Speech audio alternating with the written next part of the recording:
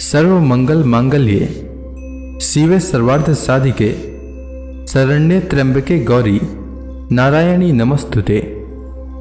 हे नारायणी, तुम सब प्रकार का मंगल प्रदान करने वाली मंगलमयी हो, कल्याणदायिनी शिवा हो, सब पुरुषार्थों को सिद्ध करने वाली हो, शरणागत वत्सला, तीन नेत्रों वाली एवं गौरी हो।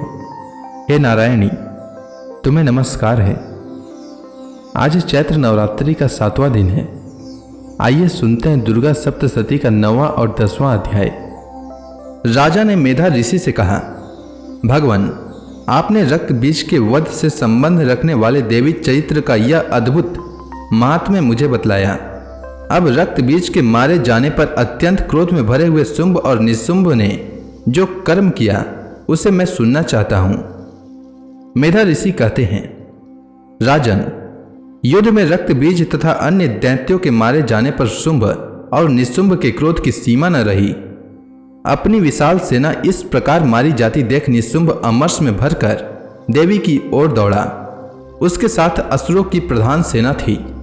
उसके आगे पीछे तथा पार्श्व भाग में बड़े बड़े असुर थे जो क्रोध से ओठ चबाते हुए देवी को मार डालने के लिए आए। महापराक्रमी शुंभ भी अपनी सेना के साथ मातृगणों से युद्ध करके क्रोधवश चंडिका को मारने के लिए आ पहुंचा। तब देवी के साथ शुंभ और निशुंभ का घोर संग्राम छिड़ गया।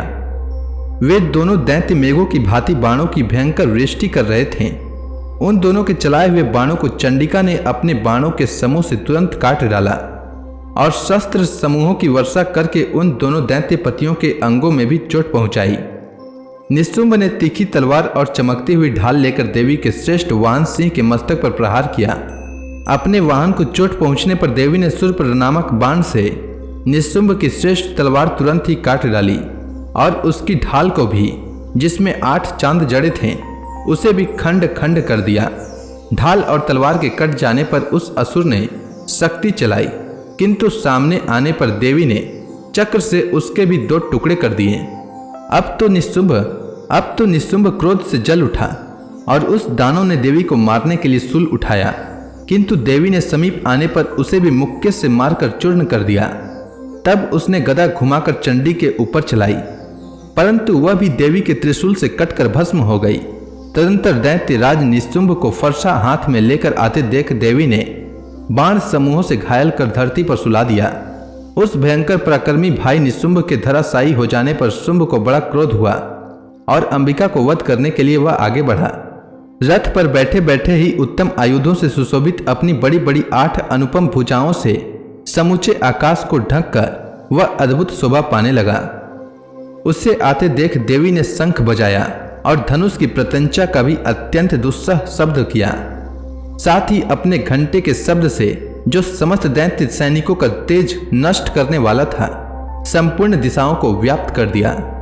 तदंतर सिंह ने भी अपनी दहाड़ से, जिसे सुनकर बड़े बड़े गजराजों को महान मद दूर हो जाता था, आकाश, पृथ्वी और 10 दिशाओं को गुंजा दिया।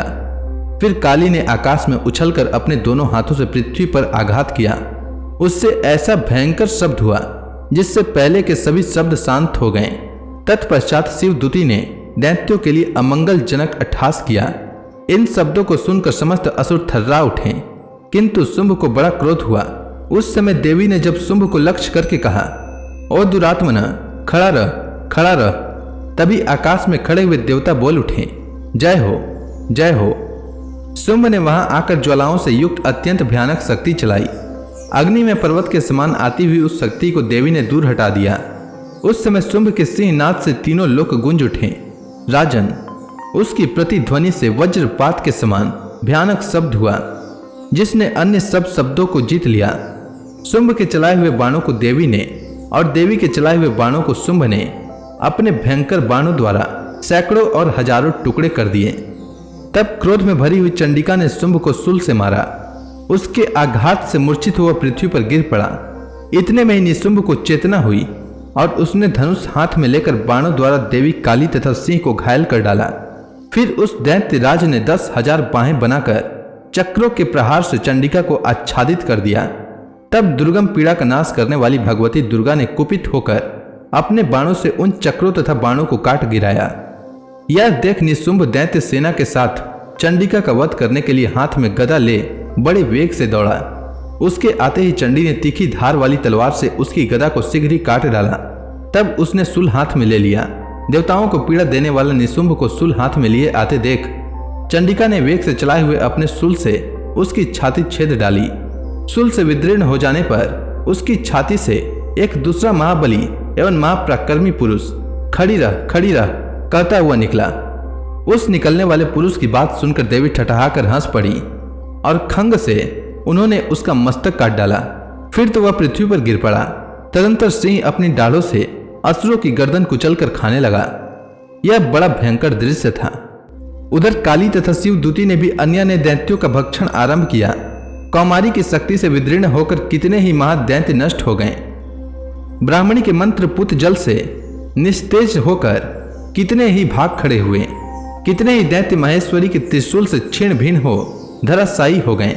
वाराई के थुथन के आघात से कितनों का पृथ्वी पर कुचुंबर निकल गया। वैष्णवी भी अपनी चक्र से दानवों के टुकड़े टुकड़े कर डाले। इंद्री के हाथ से छुटे हुए वज्र से कितने ही प्राणों से हाथ धो बैठे। कुछ असुर नष्ट हो गए, कुछ उस महायुद्ध से भाग गए तथा कितने ही काली शिवदूती तथा सिंह के ग्रास बन गए। इस प्रकार से मार्कंडेय पुराण में सावर्णिक मनवंतर की कथा के अंतर्गत देवी महात्म्य में निशुंभ वध नामक 9वां अध्याय पूरा हुआ। अब आइए श्रवण करते हैं दुर्गा सप्तशती का 10वां अध्याय। ऋषि कहते हैं, राजन, अपने प्राणों के समान प्यारे भाई निशुंभ को मारा गया देख तथा सारी सेना का संहार होता जान शुंभ ने कुपित होकर कहा, दुष्ट दुर्गे, तू बल के अभिमान में आकर झूठ मूठ का घमंड न दिखा। तू बड़ी मानिनी बनी हुई है, किंतु दूसरी स्त्रियों के बल का सहारा लेकर लड़ती है। देवी बोली, ओ दुष्ट, मैं अकेली ही हूं। इस संसार में मेरे सिवा दूसरी कौन है? देख, ये मेरी ही विभूतियां हैं, अतः मुझ में ही प्रवेश कर रही हैं। तदंतर ब्राह्मणी आदि समस्त देवियां अंबिका देवी के शरीर में लीन हो गई। उस समय केवल अंबिका देवी ही रह गईं। देवी बोली, मैं अपनी ऐश्वर्य शक्ति से अनेक रूपों में यहाँ उपस्थित हुई थी। उन सब रूपों को मैंने समेट लिया। अब अकेले ही युद्ध में खड़ी हूं, तुम भी स्थिर हो जाओ। ऋषि कहते हैं, तदंतर देवी और शुंभ दोनों में सब देवताओं तथा दानवों के देखते देखते भयंकर युद्ध छिड़ गया। बाणों की वर्षा तथा तीखे शस्त्रों एवं दारुण अस्त्रों के प्रभाव के कारण उन दोनों का युद्ध सब लोगों के लिए बड़ा भयानक प्रतीत हुआ। उस समय अंबिका देवी ने जो सैकड़ों दिव्य अस्त्र छोड़े, उन्हें दैत्यराज शुंभ ने उनके निवारक अस्त्रों द्वारा काट डाला। इसी प्रकार शुंभ ने भी जो दिव्य अस्त्र चलाए, उन्हें परमेश्वरी ने भयंकर हुंकार शब्द के उच्चारण आदि द्वारा खिलवाड़ में ही नष्ट कर डाला। तब उस असुर ने सैकड़ों बाणों से देवी को आच्छादित कर दिया। यह देख क्रोध में भरी हुई उन देवी ने भी बाण मारकर उसका धनुष काट डाला। धनुष कट जाने पर फिर दैत्यराज ने शक्ति हाथ में ली, किंतु देवी ने चक्र से उसके हाथ की शक्ति भी काट गिराया। तत्पश्चात दैत्यों के स्वामी शुंभ ने चांद वाली चमकती हुई ढाल और तलवार हाथ में ले उस समय देवी पर धावा किया। उसके आते ही चंडिका ने अपने धनुष से छोड़े हुए तीखे बाणों द्वारा उसकी सूर्य किरणों के समान उज्जवल ढाल और तलवार को तुरंत काट दिया। फिर उस दैत्य के घोड़े और सारथी मारे गए। धनुष तो पहले ही कट चुका था। अब उसने अंबिका को मारने के लिए उद्यत हो भयंकर मुदगर हाथ में लिया। उसे आते देख देवी ने अपने तीक्ष्ण बाणों से उसका मुदगर भी काट डाला।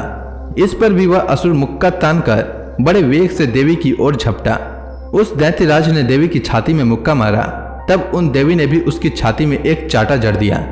देवी का थप्पड़ खाकर दैत्यराज शुंभ पृथ्वी पर गिर पड़ा, किंतु पुनः सहसा पूर्ववत उठकर खड़ा हो गया। फिर वह उछला और देवी को ऊपर ले जाकर आकाश में खड़ा हो गया। तब चंडिका आकाश में भी बिना किसी आधार के ही शुंभ के साथ युद्ध करने लगी।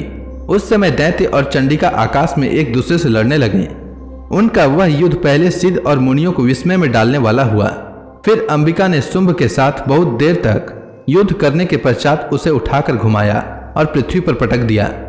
तब समस्त दैत्यों के राजा शुंभ को अपनी ओर आते देख देवी ने त्रिशूल से उसकी छाती छेद कर उसे पृथ्वी पर गिरा दिया।